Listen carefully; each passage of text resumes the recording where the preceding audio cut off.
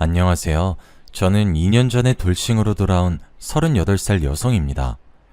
저는 현재 서울에서 딸을 키우면서 살고 있는데요. 제가 이혼하게 된 계기는 시어머니 때문이었습니다. 어쩌다 친구 소개로 만난 남편을 결혼정년기가 됐다고 덜컥 결혼을 해서는 큰 트라우마를 안게 됐네요. 며느리를 자기 발톱에 낀 때보다 못하게 여기고 돈만 밝히는 시어머니 때문에 지금도 제가 밤마다 잠을 못 이루고 있습니다. 꾸는 꿈마다 시어머니가 나오는데 정말 자기가 고통스럽더군요. 하마터면 그 지옥 속에 살 줄 알았는데 친정엄마의 도움으로 간신히 결혼 생활을 정리할 수 있었죠. 제가 오늘 이 사연을 작성하는 이유는 딱 하나뿐입니다. 시댁살이는 생각보다 녹록치 않다는 걸 말씀드리고 싶으니 어렸을 때 일부터 차근차근 말씀해드리도록 하겠습니다. 제 부모님은 두 분 다 택시 운전을 하셨어요. 아버지는 제가 어렸을 때는 트럭 운전을 하셨는데 크게 사고가 난 다음에 트럭 운전을 접고 다른 일을 하시다가 택시 운전을 하게 되셨죠. 엄마는 성격이 남자답고 화통하셔서 결혼하기 전부터 여러 가지 일을 하시다가 아버지를 따라서 택시를 몰게 되셨습니다. 밤늦게 운전을 하다 보면 술에 취한 남자 손님들이 간혹 엄마가 여자라고 우습게 여기고 짓궂은 농담을 던지는 일이 잦았습니다. 게다가 요금으로 시비를 경우가 있었는데 엄마는 그런 일에 휘둘리지 않고 야무지게 대처하시곤 했죠. 진상 손님을 만나거나 싸움에 휘말리게 될 뻔한 이야기는 늘 퇴근 후에 전해 듣곤 하였습니다. 한 번은 젊은 청년 둘이 목적지에 도착하자 택시 요금 문제로 시비를 걸었다고 합니다. 아줌마, 왜 뺑뺑 돌아서 오는 거야? 돈 더 받아내려고 그러는 거지? 엄마는 어이가 없었지만 웃으면서 대답했죠. 일부러 돌아서 온 게 아니라 안 막히는 길 찾아서 빨리 오려고 그랬던 거예요. 아줌마 말을 어떻게 믿어요? 3,000원 빼고 받아. 청년들은 지폐를 꺼내 엄마한테 던지고 내렸다고 해요. 엄마는 좋게 넘어가려고 했지만 대가리에 피도 안 마른 아들 같은 놈들에게 무시를 당하자 화가 나서 따라 내려서 그놈들을 잡았다고 하죠. 야, 이것들이 요금을 떼먹고 도망을 가? 당장 3,000원 내놔. 이 아줌마가 오늘 죽고 싶어서 환장을 했나? 왜 이래? 오냐, 누가 죽는지 한번 보자. 니들 따라와. 엄마는 양손에 두 놈의 멱살을 잡고 공원으로 끌고 가서 주먹질을 했다고 합니다. 다른 사람이 그랬으면 큰일 날 뻔했다고 걱정을 했을 테지만 저희 엄마는 초등학교 때부터 태권도를 시작했고 고등학교 때는 선수로 활동을 했습니다. 덕분에 청년들은 주먹 한 번 쓰지 못하고 묵사발이 되도록 얻어 터졌다고 해요. 엄마의 호탕한 성격은 초등학생 때부터 알고 있었습니다. 저를 괴롭히는 남자애들이 있단 소리를 듣고 엄마가 무작정 학교 교무실로 쳐들어갔거든요. 그리고는 담임선생님에게 애들 교육 똑바로 시키라고 소리를 지르기도 하셨어요. 동네 사람들도 엄마 성격을 알고 있어서 웬만하면 엄마의 성질을 건드리지 않으려고 조심했습니다. 그렇지만 저는 엄마와 전혀 달랐어요. 부끄러움을 많이 타서 남들 앞에 나서는 걸 싫어했고 내성적이고 소심한 성격을 가지고 있었어요. 그래서 진상 손님을 폭행해 경찰서로 오간 적 있는 엄마와 달리 저는 있는 듯 없는 듯 조용히 지내왔죠. 불의를 당하면 못 참고 불같은 성격 탓일까요? 부모님은 밤낮으로 택시를 몰면서 일을 하셨지만 저희 집안 형편은 그렇게 넉넉해지지 않았어요. 예전에 아버지가 2억이 넘는 대형 트럭을 할부로 사셨는데 불과 1년 만에 트럭이 전복되는 큰 사고가 났거든요. 다행히 아버지는 많이 다치지 않았지만 트럭은 심각하게 부서져서 폐차를 해야 했죠. 사고 처리 비용과 할부금은 고스란히 빚으로 남게 되었어요. 그 빚을 아무리 갚아도 끝이 없었죠. 조금 줄어드는가 싶으면 무슨 일이 터져서 또 돈을 쓰는 일이 생겼으니까요. 그래서 저도 열심히 벌어서 생활에 보태야 했어요. 그렇게 6년을 보내자 빚은 거의 사라졌고 약간의 돈도 모을 수 있게 됐는데요. 1년 전에 결혼한 친구가 오랜만에 만나자고 하더군요. 그러더니 절 보자마자 하는 소리가 남자친구 이야기였습니다. 은주야, 너 남자친구 없지? 그래, 내가 모태솔로라고 몇 번 말해? 은주야, 너 내일 모레면 30이야. 설마 독신주의자는 아니지? 남자 만날 생각 있는 거지? 어떻게 만나야 할지 몰라서 그렇지. 나도 연애 한번 해보고 싶다. 내가 괜찮은 사람 소개시켜줄게. 사촌 오빠 친구인데 잘생기고 직업도 괜찮더라. 1년 전에 결혼을 한 친구가 남자를 소개시켜주겠다고 해서 만나보았습니다. 회사 근처 카페에서 만났는데 성격도 밝고 배려심도 좋으셨어요. 제약회사 연구원으로 근무하고 있다고 해서 저도 마음에 들었죠. 그래서 두어 달 만남을 이어가다가 정식으로 프로포즈를 받게 되었어요. 아무래도 제 남편이 저보다 나이가 7살이나 더 많아서 결혼이 급한 상태였죠. 저도 그때는 나이가 차면 누구든 당연히 하는 게 결혼이라고 생각해서 아무 생각 없이 남편의 청혼을 받아들였습니다. 그것이 제 인생의 첫 번째이자 가장 치명적인 실수가 될 줄은 꿈에도 몰랐어요. 시어머니를 뵈러 갔을 때 결혼을 무르자고 하길 그랬어요. 그때부터 느낌이 이상했거든요. 네가 지영이니? 오느라 고생 많았다. 광규한테 들었는데 부모님께서 택시라고 계신다며? 네, 두 분 모두 택시하고 계세요. 시어머니께서는 자신이 잘못 듣길 바라셨나봐요. 웃고 있던 시어머니 얼굴이 확 굳어지더니 실망한 표정이 역력해지셨습니다. 그래, 두 분 다 힘들게 사시는구나. 그래도 집은 있겠지? 아니요, 전세로 살고 있어요. 시어머니는 아예 대놓고 한숨을 쉬고 계셨어요. 그리고 차가운 표정으로 마치 검사가 범인을 취조하듯이 물었어요. 모아둔 돈은 얼마나 있어? 땅이나 주식도 전혀 없는 거야? 모아둔 돈은 없고 얼마 전에 빚만 겨우 다 갚았어요. 그 말을 듣고 시어머니께서 기가 찬단 표정을 지으시더라고요. 모아둔 돈도 없는데 어떻게 결혼을 하니? 내가 말이 좀 심한 것 같아도 이건 아닌 것 같다. 결혼이 현실이야, 얘. 너는 어쩌자고 준비도 안 된 날 데리고 와서 결혼하겠다는 거니? 시어머니께서 남편에게 타박을 늘어놓으셨지만 남편은 똑부러지게 제 편을 들어주었어요. 내가 모아둔 돈 있으니까 괜찮아. 처가에 돈이 있든 없든 뭐가 중요해. 뭐? 네가 모아둔 돈으로 결혼식 올리고 집도 살 거니? 그럼 나중에 무슨 돈으로 살려고? 엄마도 이제 다 늙어서 돈 벌 수도 없다. 이제 너한테 용돈 받으면서 살아야 할 나이야. 이러다 너한테 덕 볼 게 아니라 죽을 때까지 돈 벌면서 도와줘야겠다. 엄마한테 도와달라고 안 할게. 걱정하지 마. 우리가 얼른 자리 잡아서 엄마 일 안 하게 해줄 거니까 돈 문제 때문에 결혼 반대하지 마. 내가 노력할게. 남편이 시어머니를 잘 타일러서 좋게 넘어가려고 했는데도 시어머니께서 저희 집이 가난하고 보잘것없다고 무시하시더라고요. 혼수를 준비하는데도 사사건건 트집을 잡았어요. 뭐? 여기에서 가구를 보겠다고? 이런 데서 살면 뭐 몇 개월이나 쓰겠니? 이왕 쓸 거면 명품으로 사야지. 하긴 명품이 뭔지도 모르는 네가 돈이 어디 있겠어? 됐다. 혼수고 뭐고 다 그만둬라. 내가 너한테 뭘 바라겠니? 시어머니는 저를 만날 때마다 입버릇처럼 돈도 없는 네가 뭘 하겠어 라는 말을 귀에 못이 박히도록 하셨어요. 자존심이 너무 상해서 당장이라도 파혼해버리고 싶었죠. 시어머니 때문에 남편이랑 여러 번 싸웠지만 남편이 결혼 후에는 이런 일 없을 거라고 붙잡더라고요. 여보, 조금만 참아. 결혼하고 분가해서 살면 엄마하고 마주칠 일은 없을 거야. 남편은 분가해서 살 테니까 걱정 말라고 했고 저도 분가는 기정사실로 받아들이고 조금만 더 참기로 했어요. 그런데 시어머니는 그런 기대를 무참하게 박살내버리더군요. 저한테 말도 안 되는 제안을 하셨거든요. 얘야, 혼수 같은 거 준비하지 말고 3년만 시집살이 해라. 3년만 제대로 하면 필요한 거 다 사주마. 네? 들어와서 살라는 말씀이세요?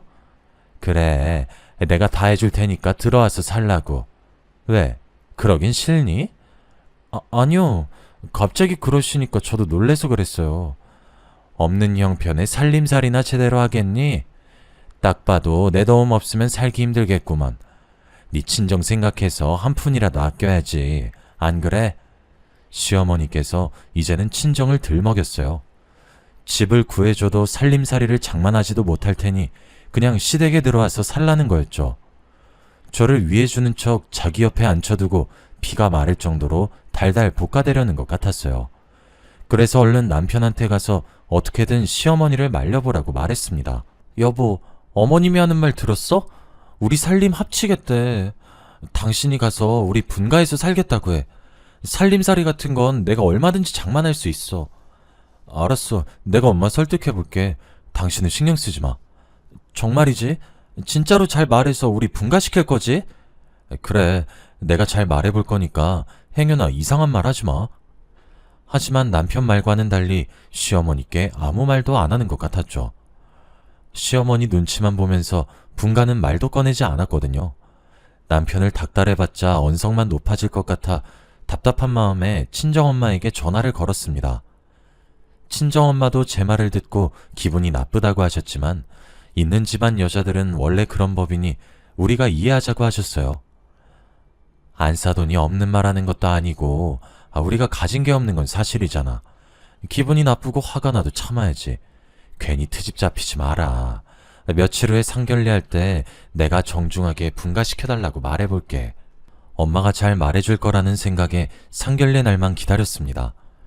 드디어 상견례 날이 다가오자 묘한 긴장감 속에서 거만하게 굴 시어머니를 생각하니 벌써부터 속이 불편해졌죠. 몇 번이나 심호흡을 하며 예약해놓은 식당으로 가니 시어머니께서 예상 밖의 모습을 보이셨습니다. 친정엄마의 얼굴을 본 시어머니가 얼굴이 하얗게 질리셨거든요. 게다가 저희 엄마도 깜짝 놀란 채 시어머니의 이름을 부르고 계셨습니다. 아니, 너 경미 아니니? 그래, 은미야. 오랜만이다. 정말 세상이 좁구나. 옛날에 우리 친했던 거 기억나니? 이제는 사돈지간이 되고 세상 오래 살고 볼 일이다. 시어머니와 친정엄마가 친구라고 하기에는 너무 어색해 보이더군요. 엄마는 시어머니를 보자마자 몸을 뒤로 젖힌 채 실소를 짓고 있었고 시어머니는 기가 죽어서 고개를 푹 숙이고 엄마의 얼굴을 쳐다보지 못했어요. 거기다가 그동안 시어머니께서 한 짓을 엄마가 직접 이야기하기 시작하니 시어머니가 화들짝 놀라 그런 거 아니라고 부인하고 있더군요. 그런데 경미야, 네가 우리 집에 돈이 없다고 그렇게 무시하고 구박을 했다던데 우리 딸이 오해하고 있었던 거지? 그런 거 아니야. 내가 왜 며느리 될 애를 구박하겠어? 절대 그런 일 없었어.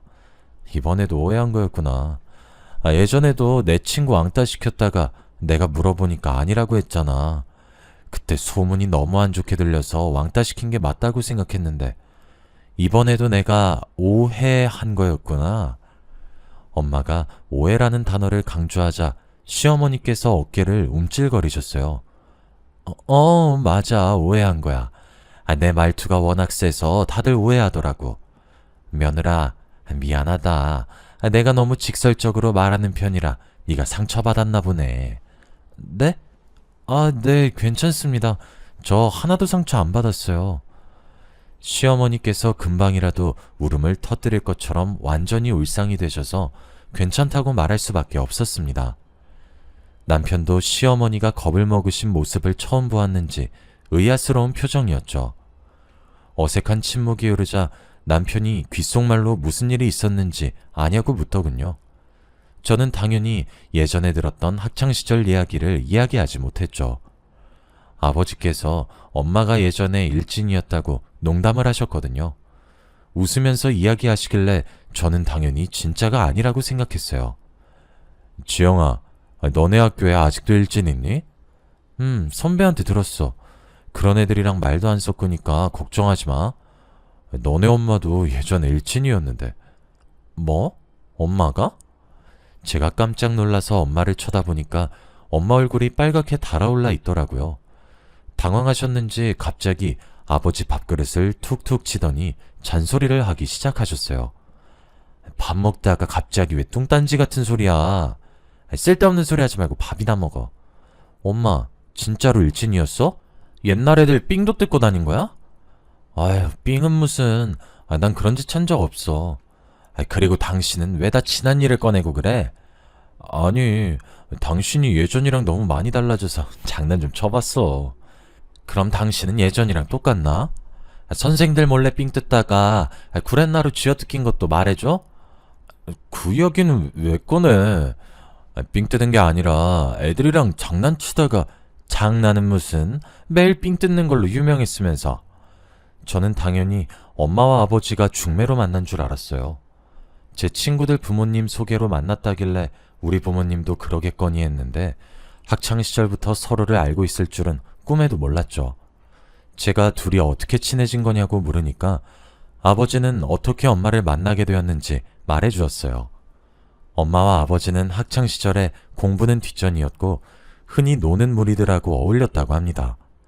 엄마는 태권도를 계속하면서 자연스럽게 공부랑 담을 쌓았고 아버지는 집안이 넉넉하지 못해서 시장통 뒷골목에서 살았다고 해요. 그러다 보니 집안 사정이 비슷한 또래들끼리 어울려 다니면서 여러 가지 사고를 쳤다고 합니다. 엄마는 체격도 좋았고 태권도로 다져진 실전 기술이 있어서 남자든 여자든 시비가 붙으면 피하는 법이 없었다고 하는데요.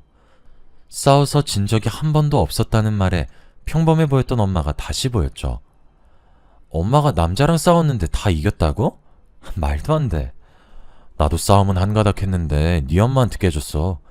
그게 고등학교 2학년 때였나? 엄마의 싸움 실력을 알아본 일진들이 엄마를 꼬드겨서 한동안 일진들이랑 어울렸다고 해요. 겁이 없었던 엄마와 친구들은 길거리를 돌아다니다가 남학생들과 시비가 붙은 적이 있었다고 합니다. 그때 아버지가 엄마와 1대1로 붙었는데 졌다고 하죠. 그날 이후로 마주치기만 하면 으르렁거리던 사이가 미운 정이 생겨서 결국에는 사귀게 되었다고 하는데요.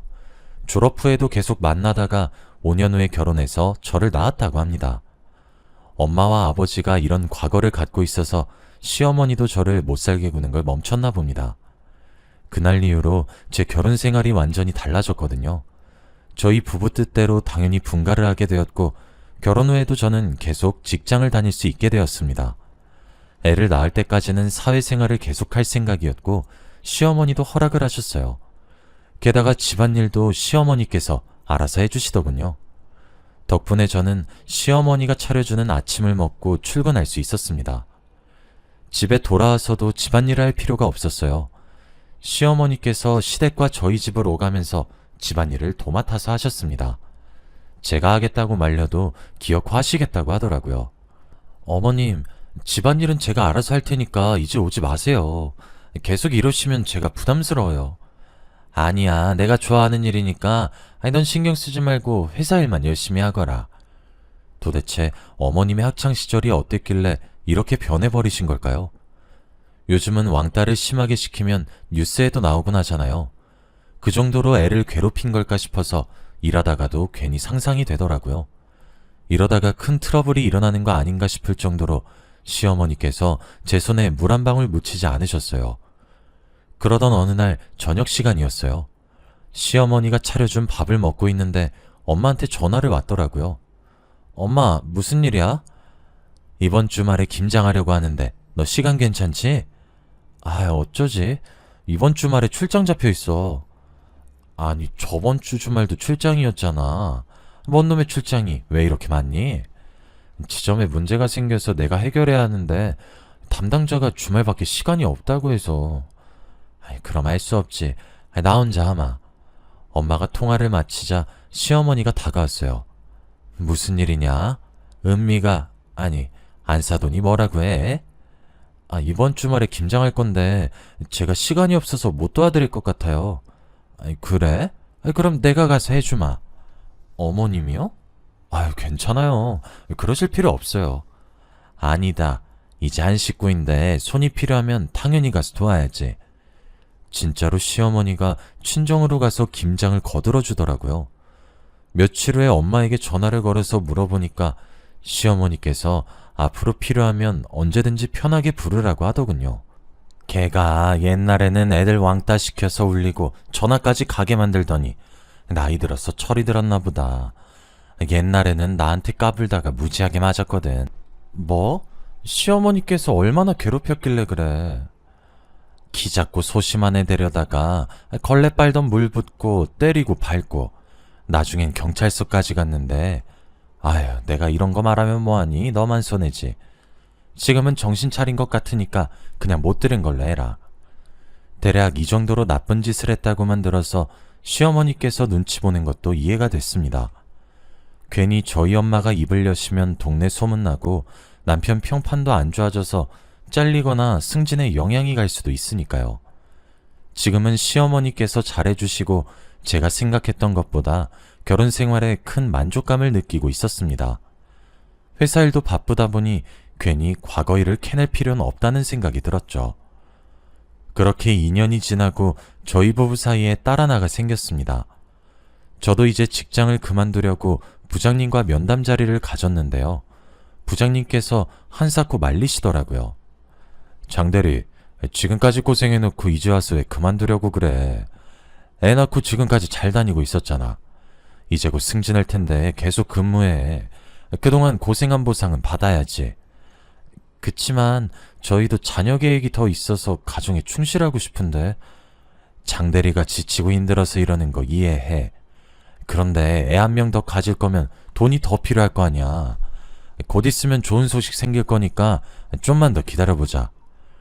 부장님께서 저를 붙잡으려고 괜히 하시는 말씀이라고 생각했습니다. 그런데 진짜로 몇 달 뒤 승진을 하게 되었죠. 연봉도 오르고 더 편하고 좋은 조건으로 일하게 되어서 그만두지 말까 고민이 되었죠. 퇴근 후 저녁 식사 자리에서 이 고민을 털어놓으니 시어머니께서 나서서 이야기해 주시더군요. 길게 고민할 거 없다. 네가 직장생활 하고 싶으면 계속해. 애는 내가 맡을 테니 걱정하지 마라. 정말요? 어머님 정말 감사해요. 대신에 이제부터 집안일은 제가 다 할게요. 어머님은 애만 봐주세요. 오니야, 앞으로 그렇게 하자. 시어머니 덕분에 워킹맘으로 근무를 이어나갔고 저는 이제 계장님이라고 불리게 되었습니다. 시어머니의 도움으로 일을 하는 사이에 회사에서 3년을 버틸 수 있었죠. 그러다가 한 신입이랑 친하게 지내게 되었는데요. 성격이 싹싹하고 부침성이 좋아서 여직원들에게 인기가 정말 좋았어요. 미혼인 여직원들이 모이기만 하면 신입 이야기를 하더라고요. 태승씨 있잖아. 성격 좋고 인물만 헐칠한 게 아니라 업무 능력도 완전 짱이야. 신규 사업 발표도 태승씨가 속해 있는 팀이 맡을 거래. 잘생기고 능력 있는데 여자친구도 없다며? 누군지 몰라도 태승씨하고 사귀는 여자는 대박이겠다. 그 대화만 엿들어도 여직원들의 인기를 한 몸에 독차지하고 있는 것 같았죠. 그런데 그런 신입이 저한테 관심을 가지니까 이상하더군요. 저보고 단둘이 커피를 마시자고 하더니 누나라고 부르겠다고 하는 거 있죠? 뭐? 누나? 너 커피 마시고 취했니? 커피에 술이라도 탄 거야? 상사한테 누나는 좀 아니다. 계장님 보니까 어릴 때 죽은 친누나가 생각나서 그래요. 뭐? 친누나? 네, 회사 밖에서만 누나라고 부르면 안 될까요? 신입이 간절하게 쳐다보면서 말하는데 안 된다고 말할 수가 없었어요. 회사 밖에서 볼 일이 없을 테니 그러라고 둘러대고 얼른 자리를 피하고 말았죠. 그런데 그 뒤로 신입이 자꾸만 친한 척을 하기 시작했어요. 처음에는 누나처럼 생각해서 그런 거라고 생각했는데 이제는 점점 제게 딴 마음을 품고 있을 거란 상상이 들더군요. 그러다가 어이없는 엄청난 사건이 터지고 말았어요. 신입이랑 같이 창원에 있는 공장으로 출장을 갔는데 현장 도착이 너무 늦어져서 난감한 상황이 펼쳐졌어요. 관계자들이 이미 모두 퇴근한 뒤였거든요. 기다리라고 미리 연락을 했어야 했는데 그걸 까먹다니. 누굴 탓할 수도 없는 노릇이라 하는 수 없이 하룻밤 모텔에서 묵게 되었어요. 신입이랑 같이 방을 쓸 수 없으니 당연히 방은 따로 잡았죠. 제가 묵을 방에 들어와서 불을 끄고 잘 준비를 하고 있을 때였습니다. 핸드폰을 보고 있었는데 실수로 카메라가 켜졌는데 TV 선반에 이상한 것이 보이더군요. 혹시나 하는 마음에 불을 켜고 선반이 있는 쪽으로 다가가 보았습니다. 선반에 있는 휴지과 티슈를 뒤져보니 몰래카메라가 있었습니다. 제가 놀라서 옆방에 묵고 있는 신입을 찾았습니다. 그랬더니 신입이 놀라서 방에서 나오더군요. 태승아, 방 안에 몰래카메라 있는 것 같아. 번쩍거리는 게 보여서 뒤져봤는데 이게 있었어. 제가 들고 온 몰래카메라를 보여주니까 신입이 1층으로 내려가 모텔 직원에게 따지자고 했습니다. 그런데 1층으로 내려가니 아무도 없더군요. 아무리 기다려도 오질 않아서 결국 다시 저희가 묵던 호실로 올라갔습니다. 이 모텔에서 늦은 밤을 보내야 한다는 생각에 마음이 불편해지더군요. 몰래 카메라가 어딘가에 또 숨겨져 있을 것 같아서 불안한 마음이 들었습니다. 신입도 그런 제 마음을 눈치챘는지 제 손을 끌어당기며 자기가 묶을 호씨를 가리켰습니다.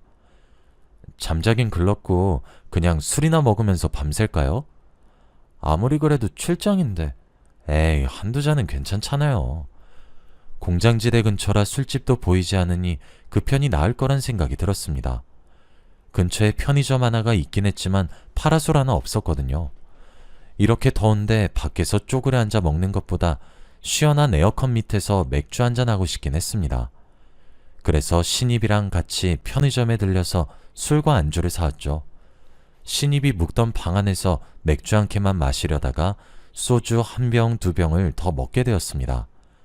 제가 그만 먹겠다는데 신입이 더 마시자며 술을 사오는 탓에 생각보다 취해버렸어요.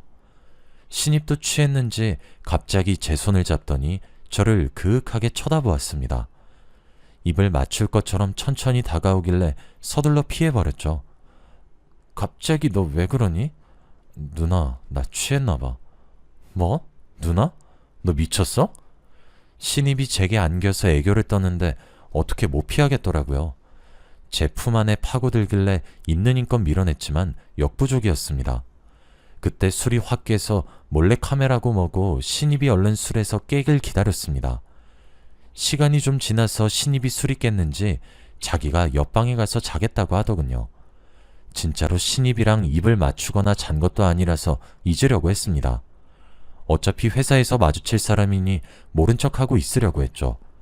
그런데 출장을 끝내고 집으로 돌아오자마자 시어머니께서 대뜸 제 뺨을 때리셨습니다. 너 미쳤어? 감히 내 아들 몰래 바람을 펴? 네? 제가 바람이라뇨? 갑자기 무슨 짓이에요? 지금 몰라서 물어? 입이 있으면 어디 말이라도 해봐. 시어머니는 휴대폰에 있는 모텔의 CCTV 영상을 제게 보여주었어요. 저와 신입이 탄 차가 모텔로 들어갔고 둘이서 방에 들어가는 모습이 찍혀 있었죠. 뿐만 아니라 방 안에 있는 모습도 녹화가 되어 있었어요.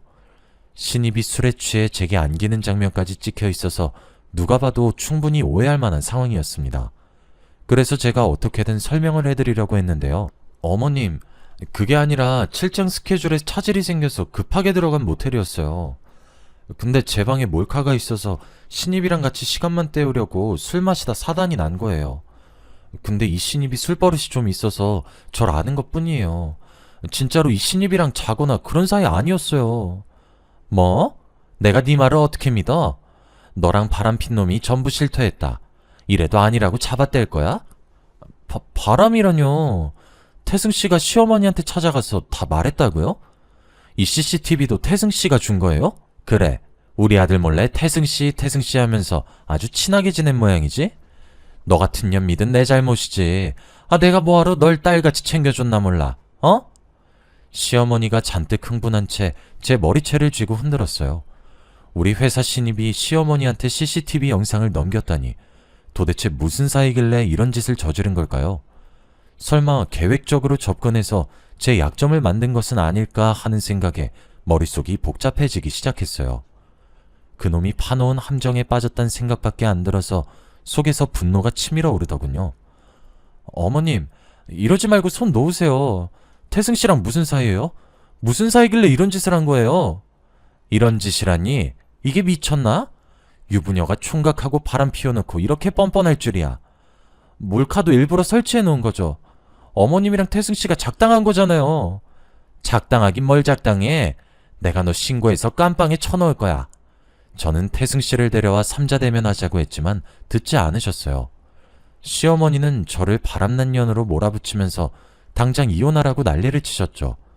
게다가 친정을 찾아가서 엄마에게도 증거들을 보여주면서 절 치욕스럽게 만드시더라고요. 당연히 저희 엄마는 시어머니의 말을 믿지 않으셨습니다. 너 진짜야? 네가 이런 짓을 저지른 거야? 아니야, 나 억울해. 출장 갔다가 모텔에 몰카가 있어서 무서워서 시간만 때우려고 술 한잔한 거야. 진짜로 잔 것도 아니고 그런 사이 아닌데. 나한테도 이렇게 말하더니 그게 말이 된다고 생각하니? 학교 다닐 때도 나 괴롭히더니 딸 자식 가르쳤을지 안 봐도 뻔하다. 내가 미쳤지. 진작 이 결혼 말렸어야 했는데. 결혼시킨 내가 미친 것이다. 엄마, 진짜야. 내 말 좀 믿어줘. 어머니께서 CCTV를 어떻게 받으셨겠어? 태승 씨랑 무슨 작당을 한 것 같아. 이제 좀 인정하거라. 어떻게 끝까지 이럴 수 있는 거니? 내가 받은 상처는, 내가 받은 배신감은 어쩌고? 시어머니가 눈물을 흘리면서 슬퍼하시다가 딸애를 어떻게 키운 거냐고 당장 보상해내라고 엄마에게 소리를 질렀어요. 엄마는 제가 하는 말이 타당하다고 못 느끼셨는지 아무 말도 못 하셨습니다. 회사에서 돌아온 남편도 침울한 표정으로 저에게 실망했다고 했습니다. 은주야, 어머니한테 다 들었어. 네가 오해라고 해도 난 아직 너 못 믿을 것 같아. 우리 생각할 시간을 가지자. 잠깐만 네가 친정에 가 있으면 좋겠어. 더 이상 할 말이 없었습니다. 아무리 신입이 편했어도 모텔방 안에서 단둘이 술을 먹은 제 잘못이라는 생각이 들더군요. 그래서 저는 남편 말대로 짐을 싸들고 친정으로 왔습니다. 친정에 도착하니 엄마가 조용히 저를 불러서 속을 털어놓았죠. 은주, 너 왜 그랬어? 네가 정말 바람핀 거였어? 엄마는 네 말 믿어보려고 했는데 믿겨지지가 않는다. 엄마, 정말 아니야. 시어머니가 일부러 그 자식이랑 작당한 것 같단 말이야. 당한 게 있으니까 우리한테 복수하려는 거 아닐까? 차라리 사람 써서 알아보자. 어? 제가 억울함을 토해내니까 엄마가 오히려 분노하셨습니다. 죄책감을 느끼지 못하고 제가 오히려 복수를 하려고 해서 크게 실망하셨나 봅니다. 부들부들 떨면서 폭언을 퍼부으시더군요. 뭐? 사람을 써서 알아보자고? 지금 네 외도 들켰다고 복수한다는 거야? 지금 뭘 잘했다고 입을 놀려? 이제 할 수 없다. 빚을 내서라도 위자료 달라는 대로 주고 갈라서야지. 경미 말대로 내가 딸을 잘못 키운 것 같다. 엄마가 가슴을 치면서 눈물을 삼켰고 그런 모습을 보는 저는 억울하고 분해서 속이 뒤집어지는 것 같았어요. 하지만 제 억울함은 풀리지 않고 이혼 소송은 예정대로 진행되고 말았습니다. 그래도 저는 꿋꿋하게 회사에 출근을 했어요. 정작 저를 이런 비참하게 만든 그 자식은 장기 휴가를 내고 회사에 나오지 않았더군요. 그놈에게 왜 이런 일을 꾸몄는지 묻고 싶었지만 연락조차 받지 않아서 그럴 수 없게 되었습니다. 더 기가 막힌 사실은 회사에 어이없는 소문까지 퍼지기 시작했다는 겁니다. 유부녀인 제가 신입을 꼬드겨서 바람을 피웠다는 소문이었죠. 저는 그 인간에게 이용당했는데 소문은 제가 그를 가지고 놀다가 헌신짝처럼 버렸다고 하더군요. 직원들이 저를 보고 벌레 보듯이 해서 순식간에 혼자가 되어버리고 말았습니다. 제가 겨우겨우 회사 생활을 견뎌내고 있는데 부장이 심각한 표정으로 저를 불렀습니다. 정 계장, 소문은 들었어? 간부회의에서 정 계장 문제에 대해서 의논을 했는데 품위유지 위반으로 자진퇴사라는 결과가 나왔어. 그러니까 되도록 빨리 인수인계해서 정리해줘. 알겠지? 따돌림까지는 예상했지만 자진퇴사라뇨. 그 말을 듣는 순간 화장실로 뛰쳐들어가서 눈물을 터뜨렸습니다. 그리고 저는 이틀 뒤에 사직서를 제출하고 회사를 그만두게 되었죠. 이혼 소송은 절차대로 되었고 위자료를 최소한으로 낮추려고 버티는 중이었는데요. 집에만 있으니 기분이 우울해지고 가슴이 답답해져서 오랜만에 친구를 만나러 나가게 되었습니다. 하필이면 만나기로 한 카페가 제가 다녔던 회사 근처였더군요. 카페 이름이 익숙하다 싶었는데 친구를 만나려고 뒤늦게 카페 위치를 확인하고 미리 알아보지 않은 저를 탓했습니다. 약속 시간이 얼마 남지 않아 친구가 오자마자 자리를 옮기려고 했어요. 그런데 카페에 들어가서 친구를 기다리는데 친구가 오지 않았습니다. 다른 카페에서 보자는 문자를 보내놓고 회사 사람들이 볼까봐 얼른 자리에서 일어설 때였습니다. 그때 익숙한 실루엣이 보여서 소름이 쫙 끼쳤습니다.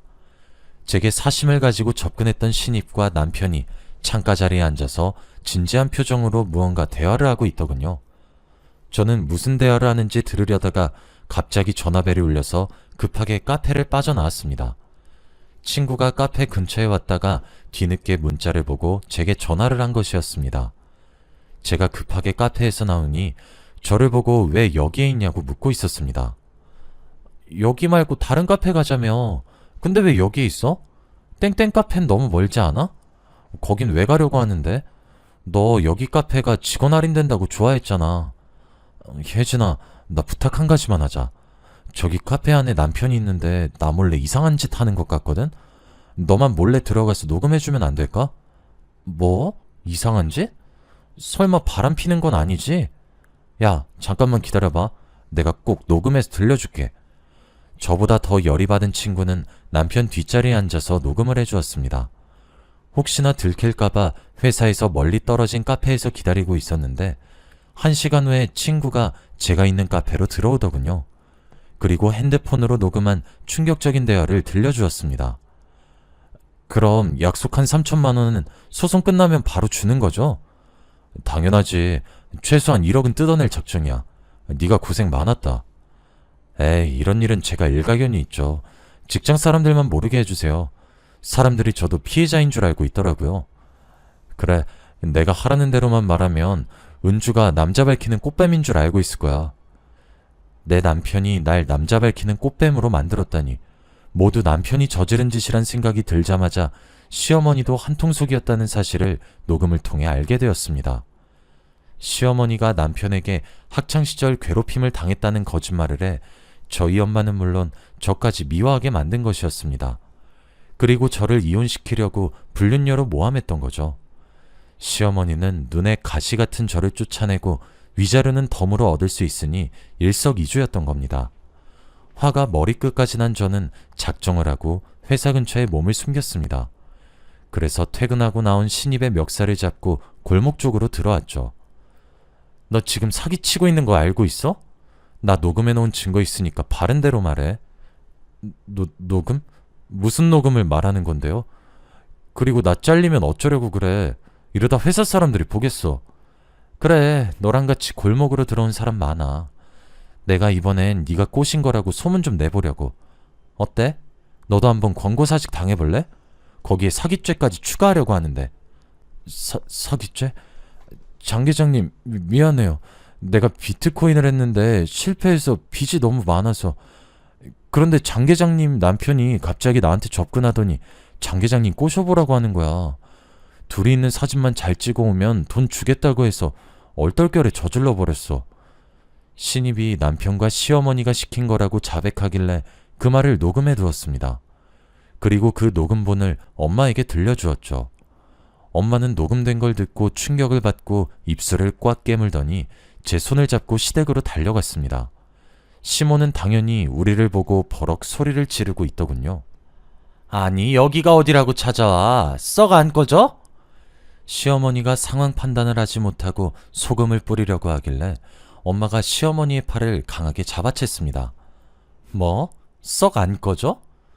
옛날 일은 다 잊고 인간적으로 잘 대해주려고 했는데 감히 내 딸한테 이런 짓을 저질러? 너 같은 년은 절대 용서 못해.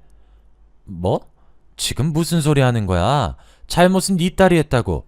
나한테 왜 그래? 시어머니가 끝까지 잘못을 실토해내지 않길래 녹음본을 들려주었죠.